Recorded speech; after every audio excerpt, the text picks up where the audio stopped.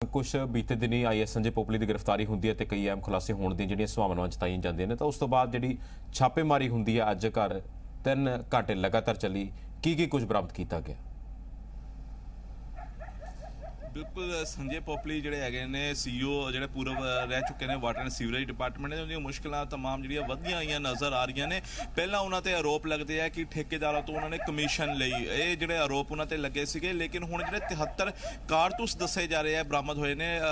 कल 3 घंटे तक जोड़ा है पंजाब विजिलेंस ने उन्होंने घर जोड़ा है छापेमारी की। 3 घंटे ये छापेमारी चली। सैक्टर 11 स्थित उन्होंने जो घर है उत्थे छापेमारी हुई तो उतों 73 जोड़े है कारतूस बरामद होए हैं। अपने आप च एक वड्डा सवाल है कि एक IAS अधिकारी कोल 73 कारतूस की कर रहा है, क्योंकि IAS पोस्ट एक इहो जी पोस्ट होंदी है, काफ़ी जिम्मेवारी होंदी है। तो पहला उन्होंने आरोप लगना करप्शन के, तो उस तो बाद 73 कारतूस जोड़े बरामद होए। तो पंजाब विजिलेंस ब्यूरो ने वो 73 के 73 कारतूस जोड़े है चंडीगढ़ पुलिस के हवाले कर दिते है। सैक्टर 11 जो थाना है पुलिस स्टेशन है उत्थे जोड़ा है कुछ कोई जानकारी मिल पाई इस गल की पुष्टि हुई है कि जो 73 कारतूस का तुसीं जिक्र कर रहे हो कि छापेमारी के दौरान बरामद किए गए ने वो लाइसेंसी हथियार के कारतूस ने या फिर कोई होर है, इस बारे कोई गलबात की पुष्टि हुई होवे? बिल्कुल इस तरह की अजे कोई पुष्टि नहीं है। हालांकि अलग अलग MM ਦੇ अलग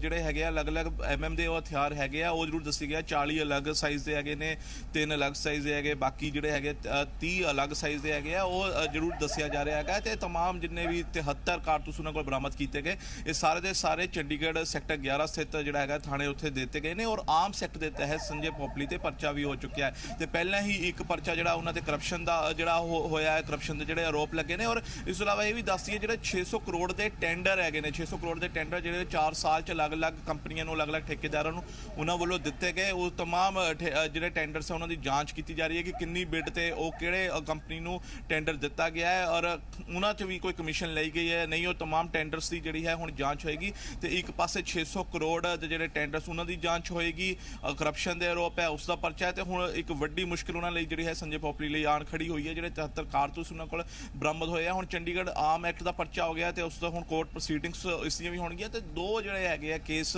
ਜਿਹੜੇ ਹੁਣ ਪੈਰਲਲ ਚੱਲ ਸਕਦੇ ਹੈਗੇ ਆ ਤੇ तमाम ਮੁਸ਼ਕਲਾਂ ਸੰਜੇ ਪੋਪਲੀ ਜਿਹੜੇ ਹੈਗੇ ਨੇ ਪੂਰਾ CEO water and sewerage department ਦੇ ਉਹਦੀਆਂ ਵਧੀਆਂ ਨਜ਼ਰ ਆ ਰਹੀਆਂ ਨੇ ਜੀ। ਅਗਰ ਜੇਕਰ ਗੱਲ ਕੀਤੀ ਜਾਏ ਜਿਸ ਹਿਸਾਬ ਦੇ ਨਾਲ ਹੁਣ ਜਿਹੜੇ ਇਹ ਪੋਪਲੀ ਨੇ ਇਹਨਾਂ ਦੇ ਘਰ ਤੇ ਛਾਪੇਮਾਰੀ ਹੋਈ ਹੈ ਤਾਂ ਇਹਨਾਂ ਦੇ ਨਾਲ ਜਦੋਂ ਵਿਭਾਗ ਦੇ ਵਿੱਚ ਸਾਰਾ ਘਪਲੇਬਾਜ਼ੀ ਹੋਈ ਉਸ ਵਕਤ ਦੇ ਜਿਹੜੇ ਸੁਪਰਡੈਂਟ ਸੀ ਇਹਨਾਂ ਦੇ ਨਾਲ ਸੰਦੀਪ ਵਤਸ ਉਹਨਾਂ ਦੇ ਕੋਈ ਉਹਨਾਂ ਬਾਰੇ ਕੋਈ ਅਹਿਮ ਜਾਣਕਾਰੀ ਮਿਲੀ ਹੋਵੇ ਜਾਂ ਫਿਰ ਉਹਨਾਂ ਦੇ ਸੰਬੰਧਿਤ ਜਿਹੜੇ ਘਰ ਨੇ ਜਾਂ ਫਿਰ ਕੋਈ ਪ੍ਰਾਪਰਟੀ ਹੈ ਉਸ ਤੇ ਜਿਹੜੀ ਆਉਣ ਵਾਲੇ ਦਿਨਾਂ ਦੇ ਵਿੱਚ ਛਾਪੇਮਾਰੀ ਹੋ ਸਕਦੀ ਹੈ ਕੋਈ?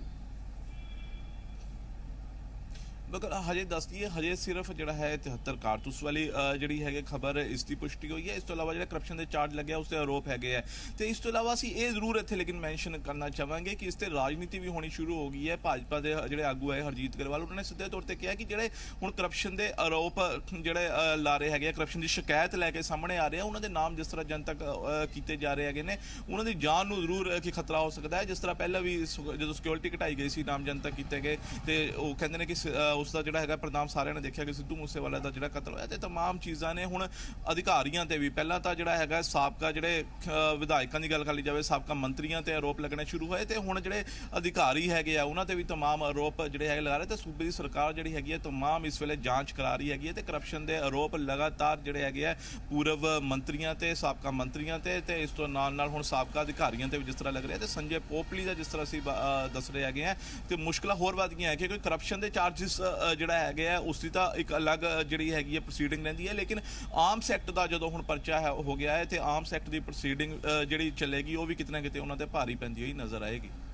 ਅੱਗੋਂ ਜੇਕਰ ਗੱਲ ਕੀਤੀ ਜਾਏ ਤਾਂ ਇੱਕ ਹੋਰ ਬੜੀ ਗੱਲ ਨਿਕਲ ਕੇ ਸਾਹਮਣੇ ਆਈ ਸੀ ਜਦੋਂ ਜੀ ਪੰਜਾਬ ਹਰਿਆਣਾ ਹਿਮਾਚਲ ਦੇ ਸੰਪਾਦਕ ਦੇ ਨਾਲ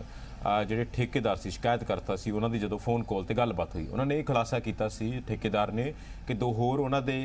ਜੋ ਯਾਰ ਦੋਸਤ ਨੇ ਮਿੱਤਰ ਨੇ ਉਸ ਦੇ ਨਾਲ ਵੀ ਉਹਨਾਂ ਦੇ ਨਾਲ ਵੀ ਸੰਜੇ ਪੋਪਲੀ ਹੋਰਾਂ ਨੇ ਕਿਤੇ ਨਾ ਕਿਤੇ ਅਜਿਹੀ ਹੀ ਕੋਈ ਜਿਹੜੀ ਹੈ ਸਾਜ਼ਿਸ਼ ਉਹ ਕੀਤੀ ਹੈ ਯਾਨੀ ਕਿ ਫਰਾਡ ਕੀਤਾ ਜਾਂ ਭ੍ਰਿਸ਼ਟਾਚਾਰ ਕੀਤਾ। ਤਾਂ ਲੱਗਦਾ ਕਿ ਆਉਣ ਵਾਲੇ ਸਮੇਂ ਦੇ ਵਿੱਚ ਜਿੱਦਾਂ ਤੁਸੀਂ ਜਾਣਕਾਰੀ ਦੇ ਰਹੇ ਹੋ ਕਿ ਇੱਕ ਮਾਮਲਾ ਦਰਜ ਹੋਇਆ ਤੇ ਦੂਸਰਾ ਆਰਮਸ ਐਕਟ ਦਾ ਦਰਜ ਹੋਇਆ ਤੇ ਹੁਣ ਆਉਣ ਵਾਲੇ ਸਮੇਂ ਦੇ ਵਿੱਚ ਸੰਜੇ ਪੋਪਲੀ ਹੋਰਾਂ ਤੇ ਹੋਰ ਵੀ ਜਿਹੜੇ ਮਾਮਲੇ ਨੇ ਉਹ ਦਰਜ ਹੋ ਸਕਦੇ ਨੇ ਭ੍ਰਿਸ਼ਟਾਚਾਰ ਨੂੰ ਲੈ ਕੇ।